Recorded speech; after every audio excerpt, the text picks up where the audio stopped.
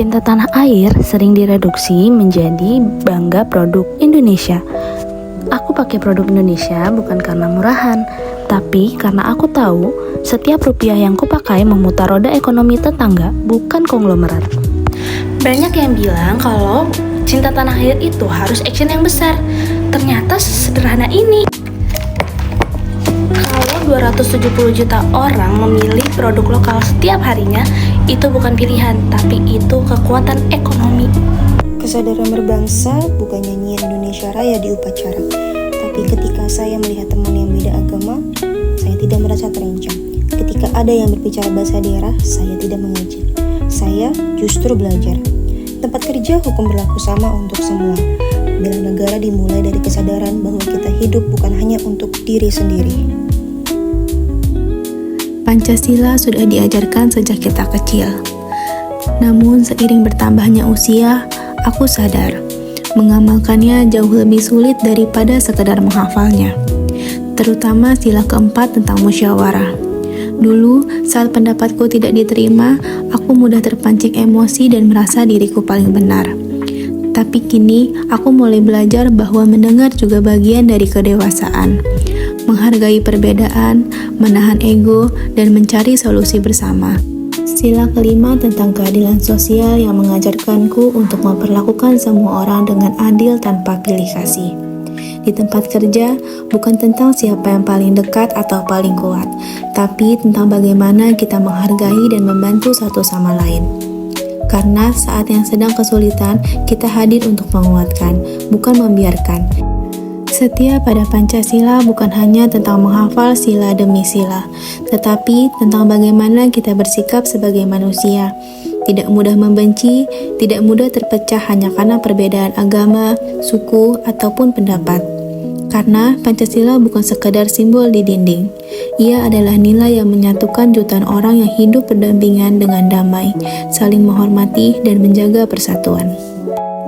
Sila keempat adalah musyawarah, dan pagi ini keputusan bersama antara saya dan perut adalah sarapan tidak boleh ditunda. Waktu istirahat adalah hak setiap pegawai setelah berjam-jam menyelesaikan tanggung jawab kerja.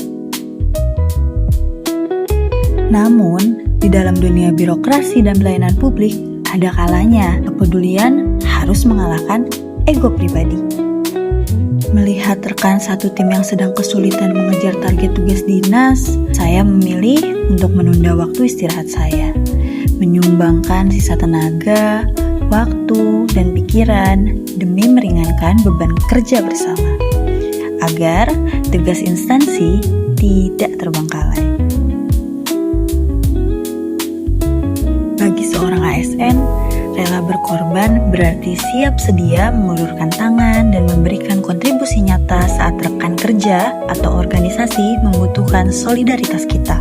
Sebab keberhasilan pelayanan publik yang optimal hanya bisa diwujudkan lewat kerjasama yang solid dan pengorbanan yang tulus.